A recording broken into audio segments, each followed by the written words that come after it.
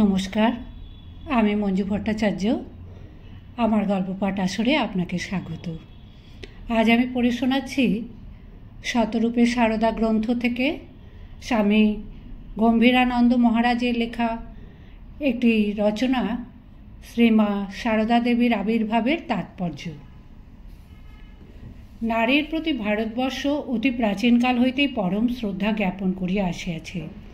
এই দেশে কত নারী কতভাবে জ্ঞান মহিমা প্রকাশ করিয়াছেন। বৈদিক যুগে অম্ভৃণ ঋষির কন্যা বাক দেবী সূক্ত উচ্চারণ করিয়াছেন, যাহা এখনও বহু কণ্ঠে সশ্রদ্ধ হৃদয়ে নিত্য ধ্বনিত হইতেছে। বৃহদারণ্যক উপনিষদে মৈত্রেয়ী বলিয়াছেন, চেনা অহম নামৃতা শ্যাং কিম অহম তেন কুর্যাম। যাহার দ্বারা আমি অমৃতত্ব লাভ করিতে পারিব না, তাহা লইয়া আমার কি হইবে? এইসব নারীর দৃষ্টি সদা নিবদ্ধ ভগবানের প্রতি, যাহাকে অবলম্বন করিলে জীবন সার্থক হয়, না করিলে জীবন বৃথা যায়। শুধু বৈদিক যুগেই নয়, তাহার পরবর্তীকালেও প্রাচীন ভারতবর্ষে এরূপ অনেক মহীয়সী নারী আবির্ভূত হইয়াছেন। মধ্যযুগেও আমরা এরূপ বহু নারীকে দেখিতে পাই, যেমন বিষ্ণুপ্রিয়া, মীরাবাই প্রমুখ। এই ধারায় আবার দেখি পরিপূর্তি লাভ করিয়াছে আধুনিক যুগে দক্ষিণেশ্বরে। সেখানে মন্দির প্রতিষ্ঠা করিয়াছেন রানী রাসমণি। শ্রীরামকৃষ্ণের গুরুরূপে আসিয়াছেন যোগেশ্বরী ভৈরবী ব্রাহ্মণী। সেখানে আরও এক আশ্চর্য ইতিহাস রচিত হইয়াছে, যাহার তুল্য কিচ্ছু অতীতে নাই। স্বয়ং যুগাবতার এই দক্ষিণেশ্বরেই নিজ সহধর্মিণী সারদা দেবীকে, আমাদের মাতা ঠাকুরানীকে, ফলহারিণী কালী পূজা রাত্রে আনুষ্ঠানিকভাবে পূজা করিয়াছেন। জগন্মাতা রূপে তাহাকে প্রতিষ্ঠা করিয়াছেন, উদ্বোধিত করিয়াছেন তাহার অন্তরস্থ শক্তিকে, স্বমহিমায় প্রতিষ্ঠিত করিয়াছেন শ্রী শ্রী মাকে। মা অনেক রহিয়াছেন, জগতের অনেক প্রকার উপকারে তাহারা ব্যাপৃত থাকেন, কিন্তু তাহাদের মধ্যে দেবীত্বের প্রকাশ হইলে মাতৃত্বকে যে নূতন রূপ দেয়, নূতন ভাবধারা জগতে আনয়ন করে, তাহা অনুপ্রেরণা জাগায় শুধু জগতের উপকার করিবার জন্য নহে, ভগবানের দিকে অগ্রসর হইবার জন্যেও। শ্রী শ্রী মায়ের দ্বারা ইহাই সম্ভবপর হইয়াছিল। দেবী শক্তি যেখানে মাতৃশক্তির সঙ্গে সম্মিলিত হয়, সেখানেই তাহা সম্ভবপর হয়। তিনি দেবী হইলেও তাহার লীলার এই অংশে জগৎবাসী তাহাকে পাইয়াছিল জননী রূপে। ভারতের অধ্যাত্ম ইতিহাসে ইহা এক গুরুত্বপূর্ণ ব্যাপার। শ্রীরাম পূর্ব তাপনী উপনিষদে উক্ত হইয়াছে, উপাসকানাম কার্যাথং ব্রহ্মণ রূপ কল্পনা।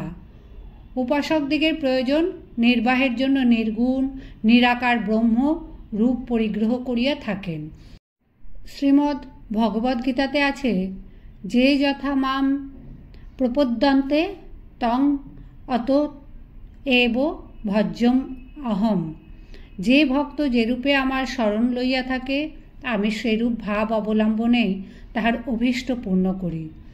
শ্রী শ্রী চণ্ডীতেও ঋষি বলিতেছেন, এবং ভগবতী দেবী সা নিত্যাপি পুনঃ পুনঃ স্বয়ংভূ কুরুতে ভূপ জগতঃ পরিপালনম।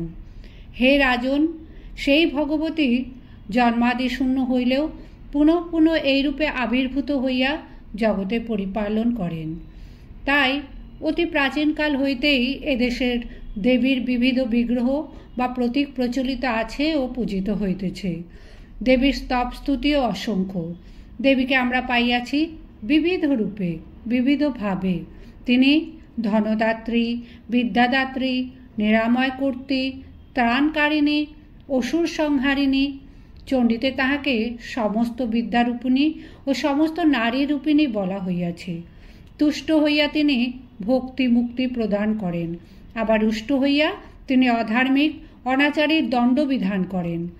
নারী রূপে, শক্তিরূপে, দেবী রূপে, মাতৃরূপে আমরা অনাদিকাল হইতে তাহার পূজা করিয়া আসিতেছি। রামপ্রসাদ, কমলাকান্ত ও রাজা রামকৃষ্ণ প্রভৃতির ভক্তিতে মুগ্ধ তিনি আবার স্বর্গের ঐশ্বর্য ছাড়িয়া মর্তের কুটিরে পদার্পণ করেন এমনকি তিনি ভক্তের ভাঙা বেড়া বাঁধিয়া দিয়া যান। কন্যা বেশে, জননী বেশে তিনি শোকে দুঃখে সান্ত্বনা প্রদান করেন। স্বর্গের দেবীর সহিত বাঙালি এমনই করিয়াই আত্মীয়তা পাতাইয়াছে, কিন্তু দেবী তবু দেবীই থাকিয়া গেলেন। মানুষের মতো মানুষের শরীরে তখনও বিগ্রহ পরিগ্রহ করিলেন না। শ্রী মায়ের জীবনে আমরা দেবীর এই অবতরণ ধারারই চরম পরিণতি দেখিতে পাই। দেবী এখানে সাক্ষাৎ সচলা রক্তমাংসের দেহ বিশিষ্টা শ্রীরামকৃষ্ণের পূজিতা ভবতারিণী ও স্বীয় গর্ভধারিণীর সহিত অভিন্না শ্রীমা। মানুষ দেবীকে এইভাবে চাহিল কেন? আর ভগবতী বা সে অভিলাষ পূর্ণ করিলেন কেন? আমরা বলিয়াছি, এই মাতৃমূর্তিতে আবির্ভাব না হইলে অধ্যাত্ম জগতে একটা অপূরণীয় অভাব থাকিয়া যাইত।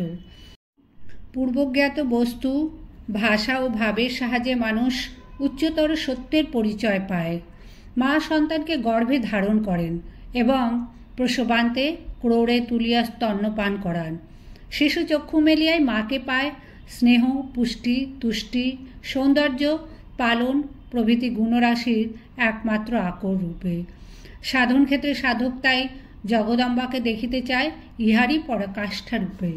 শ্রীরামকৃষ্ণ বলিয়াছেন, মাতৃভাব সাধনার শেষ কথা।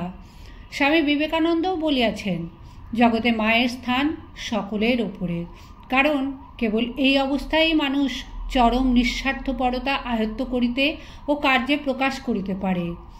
আমি আমার বুদ্ধিকে ইষ্টে বিলয়পূর্বক একান্ত বিশ্বাস ও তদাশ্রয়তা সহায়ে মাধুর্যময় চিদ্রস আস্বাদন করা যদি সাধকের কাম্য হয়, তবে ঈশ্বরীয় মাতৃত্বে সেই অভীষ্ট প্রদানের অমোঘ শক্তি নিহিত রহিয়াছে।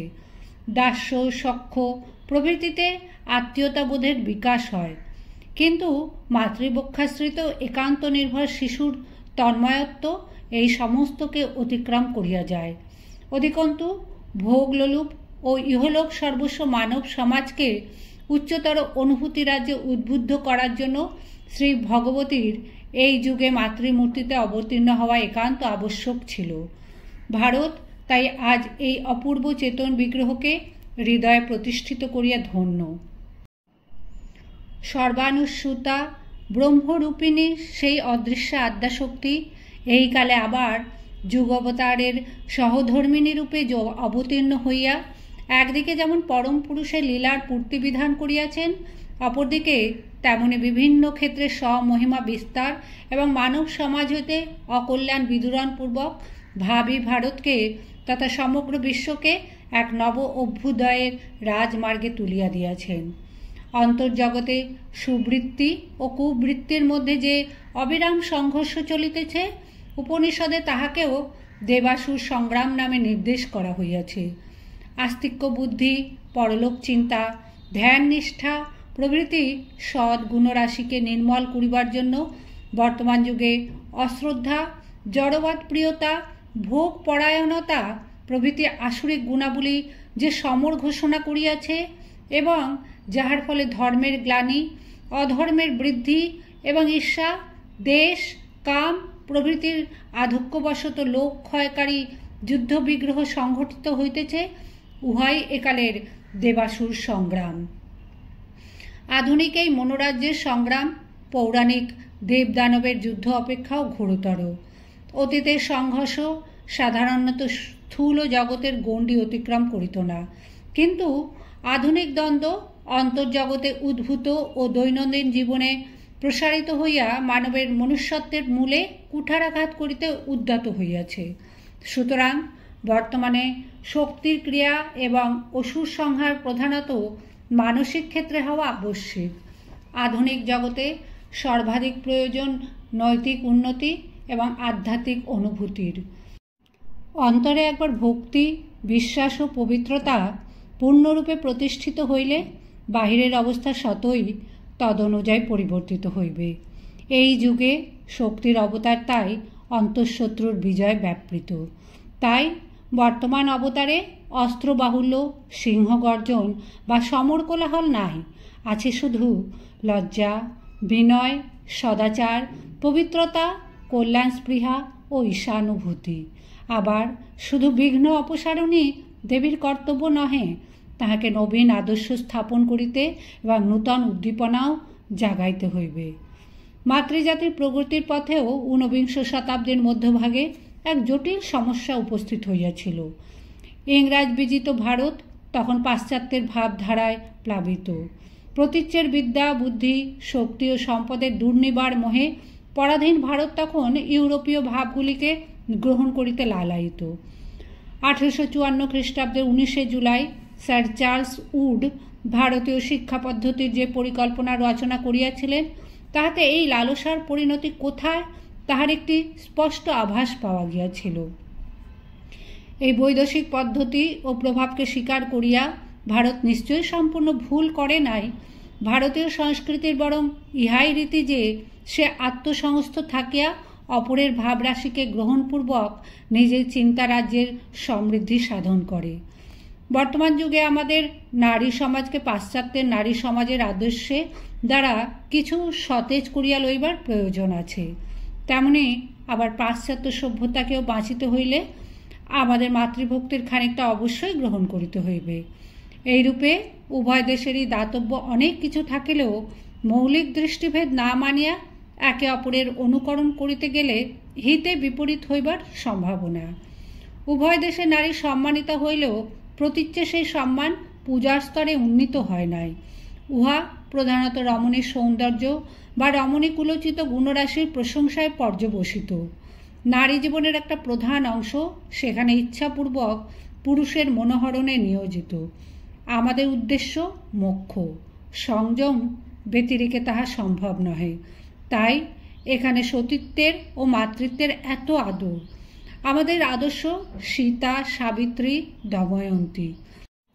এই উভয় আদর্শের সংঘর্ষস্থলে ভাবি বিশ্ব সভ্যতা কোন পথ বাছিয়া লইবে? প্রশ্নটি এই যুগে যেমন প্রবল ও সুস্পষ্টকারে উপস্থাপিত হইয়াছে, 100 বৎসর পূর্বে ঠিক সেইভাবে উত্থিত হয় নাই। তবু ভারতের ভাগ্য বিধাত্রী বুঝিতে পারিয়াছিলেন যে এই যুগের বৈদেশিক ভাবের মহাপ্লাবন হইতে যদি ভারতীয় সংস্কৃতিকে রক্ষা না করা হয়, তবে এমন কোনো অটুট ভিত্তি থাকিবে না যাহার উপর প্রাচ্য ও প্রতীচ্য সভ্যতার সৌধ পুনঃ সংস্থাপিত হইতে পারে।